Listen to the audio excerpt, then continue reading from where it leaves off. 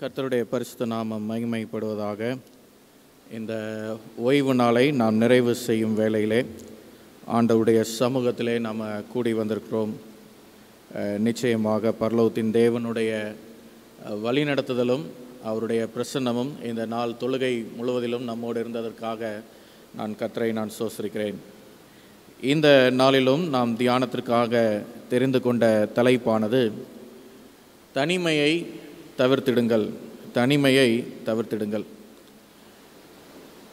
இதனுடைய அறிமுக பகுதியாக நாம் ஓரிரு மாதங்களுக்கு முன்பதாக உங்கள் இருதயம் தொய்யும் போது என்ற தலைப்பிலே நாம் பாடத்தை படித்தோம். நம்முடைய இருதயம் தொய்ந்து போவதற்கு தனிமை ஒரு காரணம் என்பதை இன்றைக்கு நமக்கு வேதம் நமக்கு சுட்டி காட்டும் வேளையிலே இந்த தனிமையை தவிர்ப்பதற்கு நாம் என்ன செய்ய வேண்டும் என்று சொல்லி ஒரு சில பாடங்களை நாம் படிக்க இருக்கிறோம். கண்களை மூடி நாம் ஜெபம் செய்வோமாக. எங்கள் தேவனே, எங்கள் ராஜனே, உம்முடைய பரிசுத்த வேதத்தை நாங்கள் திறக்கும் வேளையிலே உம்முடைய ஆவியானவர் எங்களில் பிரசன்னமாக நாங்கள் உம்முடைய வார்த்தையினாலே பலப்பட நீர் எங்களோடு பேசும் ஆண்டவரே, எங்களுக்கு துணையாய் இருந்தருளும். இயேசுவின் நாமத்தினால் ஜெபிக்கிறோம் எங்கள் நல்ல தகப்பனே, ஆமென்.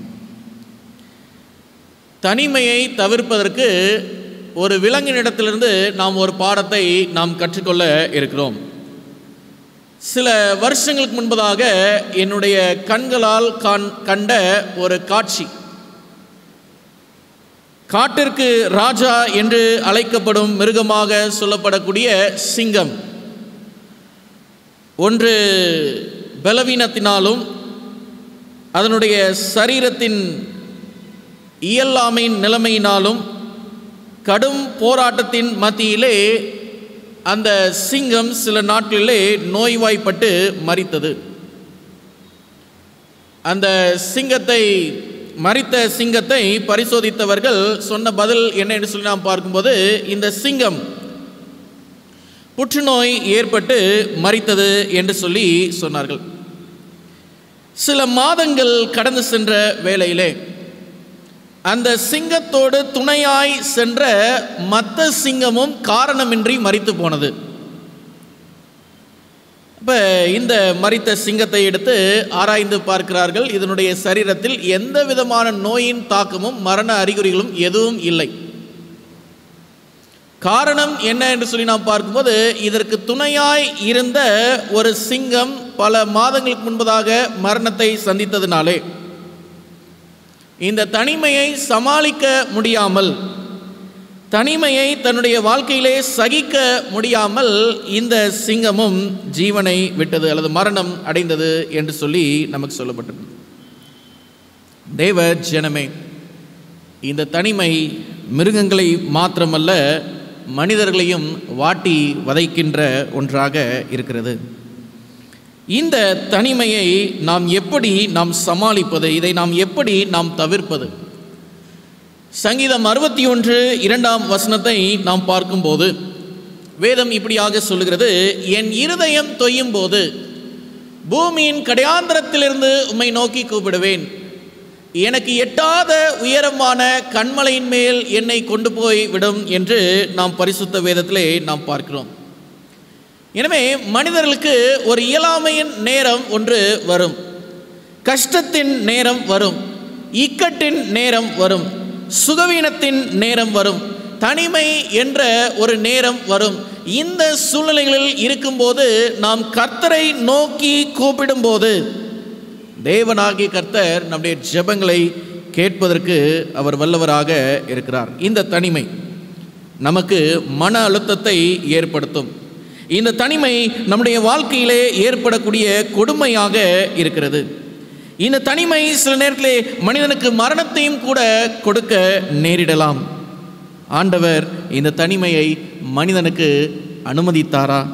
வேதத்தில் ஒரு சில வசனங்களை நாம் வாசித்து செய்திக்குள்ளாக நாம் துரிதமாக நாம் கடந்து செல்வோம். யோவானின் சுவிசேஷம் 14ஆம் அதிகாரம் 18ஆம் வசனத்தை நாம் வேதத்திலிருந்து நாம் பார்ப்போம். வேதம் சொல்கிறது, யோவான் 14ஆம் அதிகாரம் 18ஆம் வசனம், நான் உங்களை திக்கற்றவர்களாக விடேன், உங்களிடத்தில் வருவேன் என்று சொல்லி நாம் பார்க்கிறோம். தேவனாகிய கர்த்தர் மனிதனை திக்கற்றவர்களாக விடுகிறவர் அல்ல. மனிதனுக்கு ஆதரவற்ற நிலையிலே மனிதனை கைவிடக்கூடிய தெய்வம் நம்முடைய தெய்வம் அல்ல. மனிதனுக்கு துணையின்றி அவனை ஜீவிப்பதற்காக நியமித்த தேவன் அல்ல. ஏனென்றால் நமக்கு திக்கற்ற நிலைமை, ஆதரவற்ற நிலைமை, துணையற்ற நிலைமை வரும்போது வேதம் சொல்லிருக்கிறது, நான் உங்களிடத்தில் வருவேன். அப்ப ஆண்டவர் இந்த தனிமையை நமக்கு அனுமதித்ததில்லை என்று நாம் பார்க்கிறோம். தேவனே நம்மோடு கூட இருக்கிறார். அந்த தேவன் நம்மோடு கூட இருக்கும்போது நமக்கு தனிமை என்பது இல்லை. இந்த தனிமையை நாம் தவிர்ப்பதற்கு கிறிஸ்துவை முகமுகமாக பார்க்கக்கூடிய அனுபவத்தை நாம் பெறுகிறவர்களாக இருக்க வேண்டும். ஒரு சில எடுத்துக்காட்டு நம்ம பார்ப்போம். யோசுவாவின் புத்தகம் 1ஆம் அதிகாரத்தை நாம் பார்ப்போம். இஸ்ரவேல் ஜனங்களை ஒரு சிங்கம் போன்று முன்னின்று வழிநடத்தினவர் இந்த மோசேயினுடைய மரணத்துக்கு பிற்பாடு இந்த யோசுவா தனிமையில் விடப்படும் வேளையிலே அந்த யோசுவாவுக்கு தேவன் கொடுக்கக்கூடிய வாக்குத்தத்தம் என்ன என்று சொல்லி நாம் பார்க்கும்போது, நீ உயிரோடு இருக்கும் நாளெல்லாம் ஒருவனும் உனக்கு முன்பதாக என்ன செய்ய முடியாது, எதிர்த்து நிற்க முடியாது. நான் மோசேயோடு இருந்தது போல உன்னோடும் இருப்பேன். நான் உன்னை விட்டு என்ன செய்ய போறது கிடையாது, விலகுவதும் இல்லை, உன்னை கைவிடுவதும் இல்லை. எவ்வளவு அழகான வாக்குத்தத்தத்தை ஆண்டவர் இந்த இடத்துல செய்திருக்கிறார். நம்ம எப்படி சொல்ல முடியும், நான் தனியா இருக்கிறேன், நான் தனிமையாக இருக்கிறேன், எனக்கு உதவி செய்யறதுக்கு யாருமே இல்லை, என்னை தட்டி கொடுப்பதற்கு யாருமே இல்லை, என் இருதயம் தோய்ந்து போயிட்டு இருக்குது, எனக்கு ஆதரவு செய்வதற்கு யாருமே இல்லை. ஆண்டவர் நம்ம கூட இருக்கிறார். உபாகமம் 31ஆம் அதிகாரம் 6வது வசனத்தை நாம் வேதத்திலிருந்து நாம் பார்ப்போம். உபாகமம் 31ஆம் அதிகாரம் 6வது வசனத்தை நாம் வேதத்தில் நாம் பார்ப்போம். வேதம் நமக்கு சொல்லுகிறது, நீங்கள் பலன் கொண்டு திடமனதாய் இருங்கள், அவர்களுக்கு பயப்படவும் திகைக்கவும் வேண்டாம், உன் தேவனாகிய கர்த்தர் தாமே உன்னோட கூட வருகிறார், அவர் உன்னை விட்டு விலகுவதும் இல்லை, உன்னை கைவிடுவதும் இல்லை என்று சொன்னான். ஆண்டவர் இருக்கிறது மட்டும் இல்லை, நம்ம எங்க போனாலும் நம்ம கூட வரார். எங்க போனாலும் யாரை பார்த்தும் பயப்பட வேண்டிய அவசியம் இல்லை, யார் எதிர்த்து நின்றாலும் நாம் கலங்க வேண்டிய அவசியம் இல்லை. ஐயோ, இந்த சூழ்நிலையிலே நான் தனிமையாக இருக்கிறேனே, என் கூட யாருமே இல்லையே என்று சொல்லி நாம் கலங்கி கண்ணீரோடு நாம் நிற்க வேண்டிய அவசியம் இல்லை. ஏனென்றால் தேவன் உங்களை விட்டு விலகுவதும் இல்லை, உங்களை கைவிடுவதும் இல்லை. அவர் கூட இருப்பவர் மட்டுமல்ல, அவர் நம்மோடு கூட வருகிறவராக இருக்கிறார். 3 முக்கிய பாடங்களை லகுவாக நாம் பார்த்து நாம் கடந்து செல்ல இருக்கிறோம். முதலாவது பாடம், தனிமையை தவிர்க்க தேவ சித்தத்தின்படி செய்யுங்கள். தனிமையை தவிர்க்கணும் என்ன செய்யணுமா, ஆண்டவருடைய சித்தத்தை செய்யணும். ஆண்டவருடைய சித்தம் நம்முடைய வாழ்க்கையிலே செயல்படுவதற்கு நாம் அனுமதிக்கிறவர்களாக இருக்க வேண்டும். அவருடைய வாக்குத்தத்தங்களின்படி நாம் ஆசீர்வாதத்தை பெற வேண்டும் என்று சொன்னால் அவர் வைத்திருக்கிற நிபந்தனைக்குட்பட்ட வாழ்க்கையை நாம் வாழ வேண்டும். உலகத்தை ஆண்டவர் எவ்வளவு பரிபூர்ணமாக சிருஷ்டித்தார் நம்ம பார்க்கணும்ல. அந்த ஏதேன் தோட்டத்தில் ஆண்டவர் எப்படி சிருஷ்டித்தார், நல்ல மரம், செடி, கொடி, தாவரங்கள், பச்சை பசையல் என்ற காட்சிகள், வறட்சி எதுவுமே கிடையாது, செழிப்பாக இருந்துச்சு. பாவத்திற்கு முன்பதாக ஆதாம் ஏவாள் அங்கே மற்ற மிருகங்கள் எல்லாம் உலாவி கொண்டிருக்கிற காட்சி கண்களிலே பார்க்கும்போது அந்த அளவுக்கு ஈர்ப்பை உடையதாக இருந்தது. அந்த பிரம்மாண்டமாக அல்லது நேர்த்தியாக படைக்கப்பட்ட அந்த உலகத்தில், அந்த புதிய உலகத்தில் ஆண்டவர் எல்லாத்தையும் பார்த்து நல்லதுன்னு சொன்னார். ஆனால் ஒன்று மட்டும் நல்லதில்லைன்னு சொன்னார். என்ன சொன்னார்? மனிதனுடைய தனிமை நல்லதல்ல, மனிதன் தனிமையாக இருப்பது நல்லதல்ல. அப்ப இந்த மனிதனுக்கு தனிமை என்பது நல்லதல்ல என்று சொன்னால் இந்த மனிதனுக்கு ஏற்ற துணையை ஆண்டவர் நியமித்தார் என்று சொல்லி நாம் பார்க்கிறோம். யாரை நியமித்தார்? ஏவாள், அப்படித்தானே? ஏவாளை ஆண்டவர் நியமித்தார். இந்த ஏவாள் இந்த ஆதாமுக்கு துணையாக இருக்க வேண்டியவள். இந்த ஏவாள் எப்பொழுது தனிமையாய் கடந்து சென்றாலோ, நல்லா கவனிங்க, தனியாக போன நேரத்தில் சோதனை ஜாஸ்தி இருக்கும், அப்படிதானே?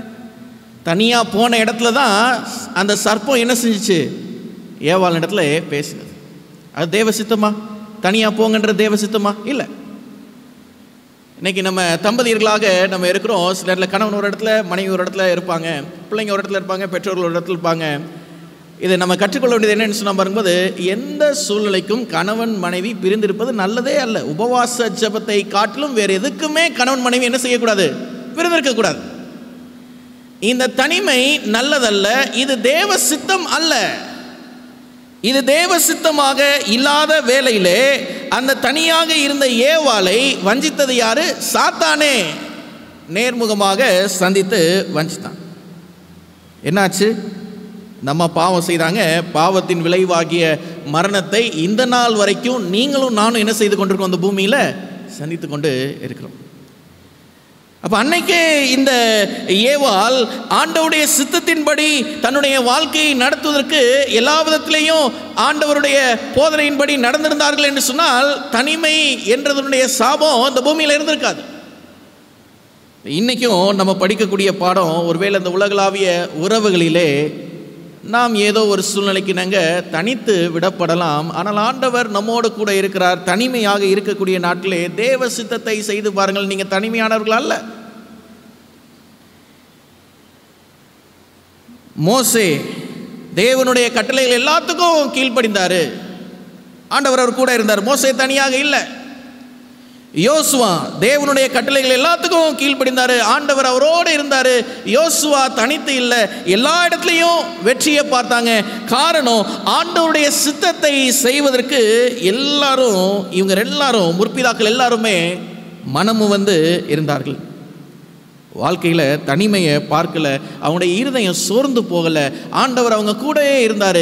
கஷ்டமான நேரத்திலும் சவால்கள் நிறைந்த காலங்கள் மத்தியிலும் ஆண்டவர் அவர்களை கொண்டு எந்த விதமான வெற்றியை பார்க்க வேண்டுமோ அந்த வெற்றியை ஆண்டவர் பார்த்தார். அந்த மோசையோட தேவன் தான் இன்றைக்கு நம்மளுடைய தேவன். அந்த யோசுவாவோட தேவன் தான் இன்றைக்கு நம்முடைய தேவன். ஏன்னால் நம்முடைய தேவனாகிய கர்த்தர் நேற்றும் இன்றும் என்றும் மாறாதவராக இருக்கிறார். பிரசங்கியின் புத்தகம் 4ஆம் அதிகாரம், இதனால் நம்ம வேத வாசிப்புக்காக நம்ம வாசிக்கப்பட்ட பகுதி 9ஆம் 10ஆம் வசனத்தை நாம் பார்ப்போம். வேதம் சொல்லியிருக்கிறது, ஒண்டியாய் இருப்பதிலும் இருவர் கூடி இருப்பது நலம், அவருடைய பிரயாசத்தினால் அவர்களுக்கு நல்ல பலன் உண்டாகும். கணவன் மனைவியாக சேர்ந்திருந்தார்கள் என்று சொன்னால், அந்த ஏதேன் தோட்டத்தில் இவங்க 2 பேரும் சேர்ந்திருந்தாங்கன்னா அங்கே சத்ருவாகிய சாத்தானுடைய சோதனை வந்திருக்காது. 10வது வசனத்தை பார்ப்போம். ஒருவன் விழுந்தால் அவன் உடனாளி அவனை என்ன செய்து விடுவான்? தூக்கி விடுவான். ஒண்டியாய் இருந்து விழுகிறவனுக்கு ஐயோ, அவனை தூக்கிவிட துணை இல்லையே, யாருமே இல்லை. தனித்து போன ஏவாள், தேவ சித்தத்தை மறந்து போன ஏவாள், விழுகையின் போது தூக்கிவிட யாருமே இல்லை. இன்னைக்கு தேவ ஜனமாய் இருக்கிற நீங்களும் நானும் நமக்கென்று ஆதரிப்பதற்காக நல்ல சபை குடும்பம் இருக்குது. ஆண்டவர் நமக்கு அதை கொடுத்திருக்கிறார். அவருடைய அன்பினாலே சம்பாதித்த இந்த சபை குடும்பம், அவருடைய இரத்தத்தினாலே சம்பாதிக்கப்பட்ட இந்த சபை குடும்பம். இன்றைக்கு நாமும் தனித்த நிலைமையிலே, கீழே விழுந்த நிலைமையில் நாம் இருப்போம் என்று சொன்னால், நமக்கு தூக்கி விடுறதுக்கு யாருமே இல்லையே அப்படின்னு சொல்லி நம்ம ஏங்கக்கூட வெளியில. யாரோ ஒருத்தர் பக்தியோடு உங்களுக்காக என்ன பண்ணிட்டு இருக்காங்க? ஜெபம் பண்ணிட்டு இருக்கிறாங்க. யாரோ ஒருத்தர் உங்களுக்காக வேத பாடங்களை சொல்வதற்கு ஆயத்தப்பட்டு கொண்டிருக்கிறாங்க. ஏனென்றால் தேவ சித்தம் நாம் தனிமையை தவிர்த்து இருக்க வேண்டும். இரண்டாவது பாடம் தனிமையை தவிர்ப்பதற்கு முதலாவதாக தேவ சித்தத்தை செய்ய வேண்டும். இரண்டாவது பாடம், தனிமையை தவிர்ப்பதன் மூலமாக உன்னை அடையாளம் கண்டு கொள்கிறார். தனியாக இருக்கும்போது தான் தெரியும் நம்ம யாருன்றது நமக்கு தெரியும். ஆதியாகமம் 2ஆம் அதிகாரம் 23வது வசனத்தை நாம் வேதத்திலிருந்து நாம் பார்ப்போம். ஆதியாகமம் 2ஆம் அதிகாரம் 23ஆம் வசனத்தை வேதத்திலிருந்து நாம் பார்ப்போம். வேதம் சொல்லியிருக்கிறது, அப்பொழுது ஆதாம், இவள் என் எலும்பில் எலும்பும் என் மாம்சத்தில் மாம்சமாய் இருக்கிறாள், இவள் மனுஷனில் எடுக்கப்பட்டபடியினால் மனுஷி என்று அழைக்கப்படுவாள், மனுஷி எனப்படுவாள் என்றான் என்று நாம் பரிசுத்த வேதத்திலே நாம் பார்க்கிறோம். ஆதாம் ஒரே ஒரு மனிதன், தனியாக இருப்பதை பார்த்த தேவன் ஆண்டவர் சொல்றாரு, நீ தனிமையாய் இருப்பது நல்லதல்ல. எனவே இந்த தனிமையாய் இருந்த ஆதாமுக்கு ஆண்டவர் ஏற்ற துணையை நியமித்த பிற்பாடுதான் இந்த ஆதாமுக்கு இன்னொரு ஸ்தானம் கிடைக்குது. என்ன ஸ்தானம் என்று சொன்ன பார்க்கும்போது கணவன் என்ற ஸ்தானம் கிடைக்கிறது. அந்த ஏவாளுக்கு மனைவி என்ற ஸ்தானம் கிடைக்கிறது. எப்ப ரெண்டு பேர் ஒன்றாக சேருகிறார்களோ அப்பதான் அதற்கான அந்த உறவுக்கான அடையாளம் அவர்களுக்கு கிடைக்கிறது. நம்ம நல்லா பார்த்தோம் என்று சொன்னால் சரித்திர காலங்களே நாம் பார்த்த முற்பிதாக்கள் ஆபிரகாம், ஈசாக்கு, யாக்கோப். ஆபிரகாமினுடைய மனைவி மரித்து சில நாள் சென்ற பிற்பாடு ஆபிரகாம் மரிக்கிறார், அப்படிதானே? ஈசாக்கினுடைய மனைவி மரித்து சில நாள் சென்ற பிற்பாடு ஈசாக்கு மரிக்கிறார். யாக்கோபனுடைய மனைவி மரித்து சில நாள் சென்ற பிற்பாடு யாக்கோபு மரிக்கிறார். ஏன் தெரியுமா? இவங்களாம் அவங்க மனைவி அவ்வளோ நேசிச்சிருந்தாங்க. அவங்க அவர்களை நேசித்த இந்த கணவன்மார்களுக்கெல்லாம் ஆண்டவர் நல்ல ஆயுசு காலத்தை கொடுத்தார். இவங்க எல்லாம் வெற்றி சிறந்தவர்களாக இருக்கிறாங்க. விசுவாசத்தின் வீரர்களும் இவர்கள் காணப்படுகிறார்கள். ஆனால் என்னைக்கு அவங்களுடைய துணையை இழந்தாங்களோ அடுத்து அவங்களுடைய நாட்டில் என்ன செய்யல, நீடித்து இருக்கவில்லை. இன்னைக்கு இருக்கிற நாட்களிலே நம்முடைய துணையை நாம் நேசித்து நம்முடைய ஆயுசு காலங்கள் நீண்டு இருப்பதற்கு ஏதுவாக கர்த்தருடைய கரத்திலே நாம் ஒப்பு கொடுத்தவர்களாக நாம் இருக்க வேண்டும். மூன்றாவதாக நாம் பார்ப்பது கடைசி பாடம், மல்கியாவின் புத்தகம் 2ஆம் அதிகாரம் 15ஆம் வசனத்தை நாம் வேதத்திலிருந்து நாம் பார்ப்போம். மல்கியாவின் புத்தகம் 2ஆம் அதிகாரம் 15ஆம் வசனத்தை நாம் வேதத்திலிருந்து நாம் பார்ப்போம். வேதம் இப்படியாக நமக்கு சொல்லுகிறது. அவர் ஒருவனை அல்லவா படைத்தார், ஆவி அவரிடத்தில் பரிபூர்ணமாய் இருந்ததே, பின்ன ஏன் ஒருவனை படைத்தார்? தேவ பக்தியுள்ள சந்ததியை பெரும்படிதானே. ஆகையால் ஒருவனும் தன் இளவயதின் மனைவிக்கு துரோகம் பண்ணாதபடிக்கு உங்கள் ஆவியை குறித்து எச்சரிக்கையாயிருங்கள். தனிமையை தவிர்ப்பதற்கு என்ன செய்யணும் என்று சொல்லலாம் பார்க்கும்போது உண்மையுள்ளவர்களாக நாம் இருக்க வேண்டும். எனக்கு தெரிந்து சில அனுபவங்களை நான் பார்த்துருக்கிறேன். ஒரு தம்பதியர் புதிதாக திருமணமாகி 1-2 வாரம் சந்தோஷமாக இருந்தாங்க, எந்த குறையுமே இல்லை அவங்கள்ட்ட. சில நாட்கள் செல்லும்போது இவங்க 2 பேருடைய முகத்துலையும் ஒரு முகவாட்டம் ஒன்று தோன்றுது. என்ன காரணம்? எல்லாம் சரியாக தான் போய் கொண்டிருக்கிறதா, அவ்வளோ சிரிப்பு, அவ்வளவு மகிழ்ச்சி, சுறுசுறுப்பு எல்லாம் காணப்பட்டுச்சு. இப்போ எல்லாமே குறைந்ததே. காரணம் என்ன? யாரோ ஒருவர் அவர்களை ஒரு நாள் கேள்வி கேட்க வேண்டிய அவசியம் ஆயிற்று. என்ன பிரச்சனை? நல்லா தானே ஆரம்பிச்சிங்க. சொல்கிறாரு அந்த பையன், அந்த திருமணமான அந்த மணமகன் சொல்கிறான், கல்யாணத்துக்கு அப்புறம் குழந்தை பிறந்துச்சுன்னா நான் பார்க்க முடியாது, என் மனைவி தான் பார்க்கணும். மனைவி சொல்கிறாங்க, குழந்தை பிறந்துச்சுன்னா நான் பார்க்க முடியாது, இவரும் இவங்க வீட்டுக்காரங்க தான் வந்து பார்க்கணும். கல்யாணம் சில வாரங்கள் தான் ஆச்சு, வயிற்றில் இன்னும் குழந்தை கூட உருவாகலை, கருவில் இன்னும் குழந்தை கூட உருவாகலை. அதுக்குள்ளேயும் இதை பற்றி பேசணும், அதுக்குள்ளேயும் இதை வச்சு சண்டை. இல்லாததை வைத்து பேசி அவர்களுடைய உறவு என்ன ஆச்சு அப்படின்னு சொன்ன பார்த்தோன்னா பிரிந்து போவதற்கு ஏதுவான அளவுக்கு ஒரு விரிசல் உண்டாயிற்று. வாலிப ஸ்தானத்தில் இருக்கக்கூடிய பிள்ளைகளுக்கு இன்றைக்கு போதிக்க வேண்டிய ஒன்று, மனைவிக்கு துரோகம் பண்ணுவது என்பது உறவினால் மாத்திரமல்ல, நாம் அவர்களோடு பேசக்கூடிய வார்த்தையை வைத்தும் நம்ம அவங்களுக்கு என்ன செய்யலாம், துரோகம் பண்ணலாம். இந்த கணவனை நான் மிகவும் நேசித்தேன், என்னுடைய மன விருப்பத்தின்படி இந்த திருமணம் நடந்தது, இவனுக்காக நான் எல்லாத்தையும் விட்டுட்டு வரேனே, இந்த கணவன் என்னை நல்லா வச்சுட்டு பார்ப்பாரு அப்படின்னு சொல்லி வரக்கூடிய மனைவிக்கு அந்த கணவன் ஒருவேளை எதிர்த்து ஏதாவது எந்த வார்த்தையை பேசினாலும் அது என்னதான், துரோகம்தான். அப்போ அந்த சூழ்நிலை, அந்த துரோகம் இழைத்த பிற்பாடு ஒரே வீட்டில் ஒரே படுக்கை அறையில் தான் இருப்பாங்க, சேர்ந்திருக்கிறாங்களான்னு சொல்ல முடியாது, தனிமையாக தான் இருப்பாங்க. உங்கள் இருதயம் உங்களுடைய வாழ்க்கை துணையாக சொல்லப்படக்கூடிய கணவருக்கு உண்மையாய் இருக்கிறதா? உங்கள் இருதயம் உங்கள் வாழ்க்கை துணையாக சொல்லப்படக்கூடிய உங்களுடைய மனைவிக்கு உண்மையாய் இருக்கிறதா? உங்கள் இருதயம் உங்களுடைய பிள்ளைகளுக்கு உண்மையாய் இருக்கிறதா? உண்மை எல்லாத்தையும் உள்ளத்தில் வைத்து மறைத்து கொண்டு வெளியே நாடகம் ஆடிக்கொண்டிருக்கும் இந்த வாழ்க்கையிலே இன்றைக்கு நீங்களும் நானும் உண்மையுள்ளவர்களாக இருப்பதன் மூலமாக இந்த தனிமையை நாம் தவிர்க்க முடியும். ஆண்டவர்கிட்ட உண்மையாய் இருக்க வேண்டும் அப்படின்னு சொல்லி யோசுவா அழைக்கிறார் பாருங்க. யோசுவாவின் புத்தகம் 24ஆம் அதிகாரம் 15ஆம் வசனத்தை நாம் வேதத்திலிருந்து நாம் பார்ப்போம். வேதம் சொல்லுகிறது, கர்த்தரை சேவிக்கிறது உங்கள் பார்வைக்கு ஆகாததாய் கண்டால் பின்னை யாரை சேவிப்பீர்கள் என்று இன்று தெரிந்து கொள்ளுங்கள். யோசுவா கேட்கிறாரு, ஜனங்கள் எல்லாத்தையும் பார்த்து கேட்கிறாரு, இன்னைக்கு ஆண்டவரை சேவிக்கிறது உங்களுக்கு ஆகாததாக தெரிகிறதா? இந்த ஒரு நாள் தொழுகைக்கு வந்து செல்வது உங்களுக்கு பிரயோஜனமற்றதாக தெரிகிறதா அப்படின்னு கேட்டுட்டு அவர் பதில் பேசுறாரு, நதிக்கு அப்புறத்தில் உள்ள பிதாக்கள் சேவித்த தேவர்களை எங்கே சேவிப்பீர்களோ நீங்கள் வாசம் பண்ணுகிற தேசத்துக்கு குடிகளாகிய எமோரியரின் தேவர்களை சேவிப்பீர்களோ, ஆனால் நானும் என் வீட்டாருமோ என்றால் யாரை சேவிப்போம்?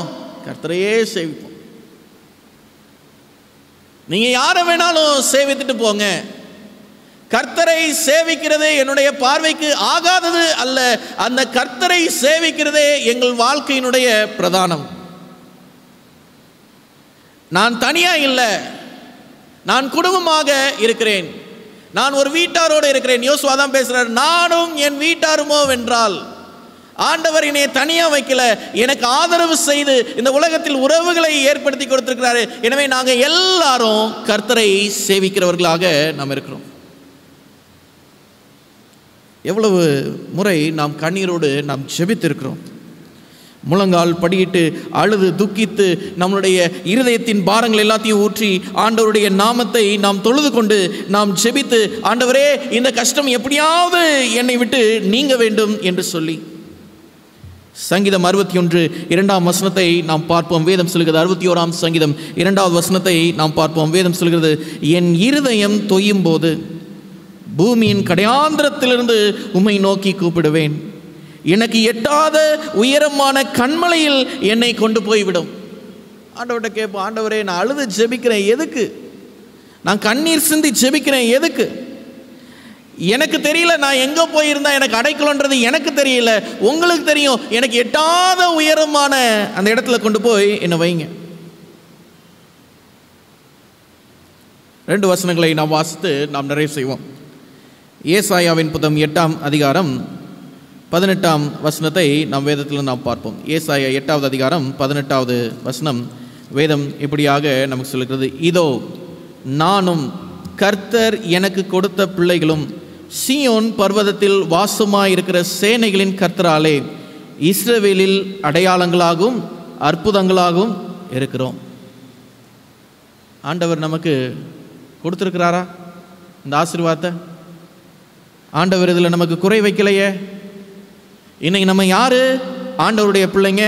இன்னைக்கு ஆண்டவராக இருக்கிற இயேசு கிறிஸ்து நமக்கான நம்பிக்கையின் தேவனாக இருக்கிறார், நம்முடைய வாழ்வை ஆதரிக்கும் தேவனாக இருக்கிறார், நம்மை கைவிடாத தேவனாக இருக்கிறார், நம்முடைய இருதயம் துவண்டு போகும்போது நம்முடைய ஜெபங்களை கேட்கிற தேவனாக இருக்கிறார். ஆனால் இந்த ஆண்டவர் இன்றைக்கு நம்மை சொல்லுவது எப்படி என்று சொல்லலாம் பாரும்போது, உங்களுக்கு ஆண்டவர் செய்த நன்மைகள் இருக்கும்போது நீங்களோ இஸ்ரவேலில் அடையாளங்களாகவும் அற்புதங்களாகவும் இருக்கிறீர்கள். இன்னைக்கு சபையில் இருக்கக்கூடிய அந்த விசுவாசிகள்லாம் யாரு? இந்த உலகத்திற்கான அற்புதங்களும் அடையாளங்களுமாக இருப்பவர்கள். நம்ம சொல்ல முடியாது, நான் ஒரு சாதாரண ஒரு மனுஷன், நான் ஒன்றுக்கும் உதவாத ஒரு பாண்டம், நான் ஒரு களிமண், என்னை ஒருவரும் பிரயோஜனப்படுத்திக் கொள்ள முடியாது என்று சொல்லி நம்மை நாமே ஒதுக்கினாலும் ஆண்டவர் நம்மை திக்கற்றவர்களாக விடுகிற தேவன் அல்ல, அவர் நம்மோடு கூட இருப்பவர்.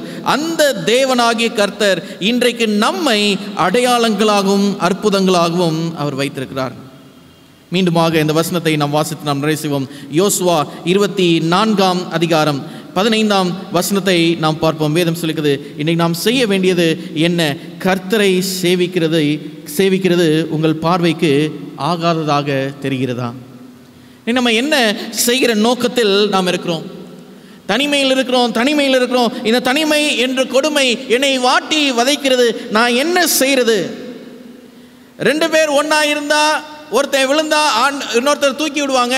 எனக்கு தூக்கி விடுற கூட யாருமே இல்லையே. இன்னைக்கு நான் யாரோட நான் சேர்ந்திருக்க போறேன்? ஆண்டவரோடு நான் சேர்ந்திருக்க போறேன். என் கூட இருக்கிற துணை அது மனுஷீக துணை அல்ல, தெய்வீக துணையாகிய கிறிஸ்துவே என்னோடு கூட இருக்க வேண்டும்.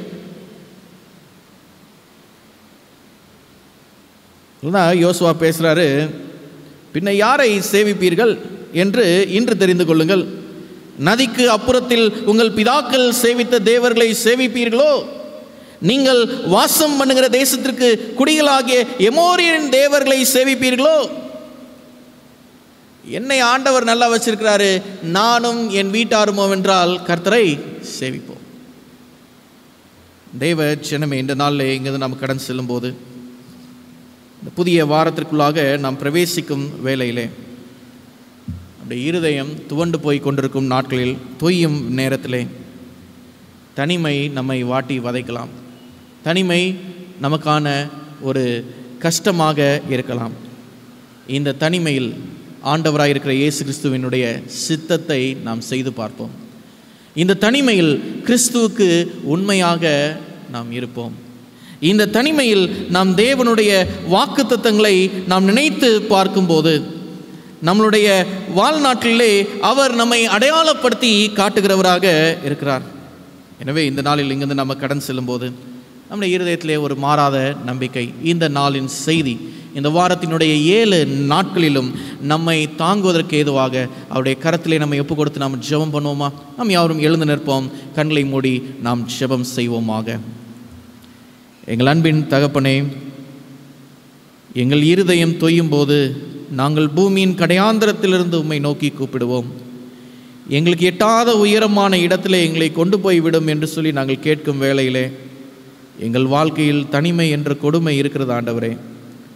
அநேக சூழ்நிலைகளிலே நாங்கள் இப்படிப்பட்ட நிலைமையில் விடப்படுகிறதை நீர் பார்க்கிறீர். வேத வசனம் சொல்லுகிறது, அவர் உங்களை திக்கற்றவர்களாக விடுவதில்லை. ஆண்டவரே, நீர் வாக்குத்தத்தம் பண்ணியிருக்கிறீர், நான் உன்னை விட்டு விலகுவதும் இல்லை, உன்னை கைவிடுவதும் இல்லை. நான் மோசையோடு இருந்தது போல உன்னோடும் கூட இருப்பேன். இதோ இந்த நாளிலும் ஆண்டவரே, இந்த சத்தியத்தை கேட்டு கடந்து செல்லும் பிள்ளைகளோடு ஆண்டவர் நெருக்கமாய் தங்கியிருந்து இந்த வாரத்தின் நாட்டிலே இந்த பிள்ளைகள் பாதுகாப்பாக, இந்த பிள்ளைகள் மிகவும் நேர்த்தியான முறையிலே வழிநடத்தப்பட்டவர்களாக, தனிமையின்றி கிறிஸ்து அவர்களோடு இருந்தார் என்ற புது பலத்தோடு இந்த வாழ்நாட்களை கடந்து செல்வதற்கு நீர் கிருபை பாராட்டும். எங்கள் தேவனே, எங்கள் ராஜனே, இந்த நாளில் வந்திருக்கிற பிள்ளைகளை ஆசீர்வதிக்கும் தேவன். வர தடைப்பட்டவர்களையும் மற்றும் யூடியூப் வாயிலாக இந்த செய்திகளை கேட்டுக்கொண்டிருக்கிற பிள்ளைகளையும் கர்த்தர் நீர் ஆசீர்வதிக்கும்படியாய் நாங்கள் செபிக்கிறோம். ஆண்டவரே, இந்த உலகத்தினுடைய கடைசி நாட்களில் நாங்கள் வாழ்ந்து கொண்டிருக்கிறோம். நாட்கள் எவ்வளவு பொல்லாததாய் இருக்கிறது. ரட்சிப்பு எங்கள் சமீபமாய் இருக்கிறதை பார்க்கலும் இப்பொழுது அதிக சமீபமாய் இருக்கிறது. ஆண்டவரே, இந்நாட்களுக்கு உண்டான விசுவாசத்தின் பலனை நீர் எங்களுக்கு தந்தரலும். உம்முடைய பலத்த கிருபை எங்களை சூழ்ந்திருக்கட்டும். தேவதூதர்களுடைய பாதுகாப்பு எப்போதும் எங்களோடு இருக்கட்டும். ஆண்டவரே, பரிசுத்த ஆவியானுடைய பிரசனம் எங்களுடைய இருதயத்தில் இருக்கட்டும். உம்முடைய வசனம் எங்களுடைய கால்களுக்கு தீபமும் பாதைக்கு வெளிச்சமாக இருக்கட்டும். நீர் எங்களை வழிநடத்தும். உம்முடைய கரத்திலே எங்களை நாங்கள் ஒப்புக் கொடுக்கிறோம். இயேசுவின் நாமத்தினால் ஜெபிக்கிறோம் எங்கள் ஜெபம் கேளும் நல்ல தகப்பனே, ஆமென்.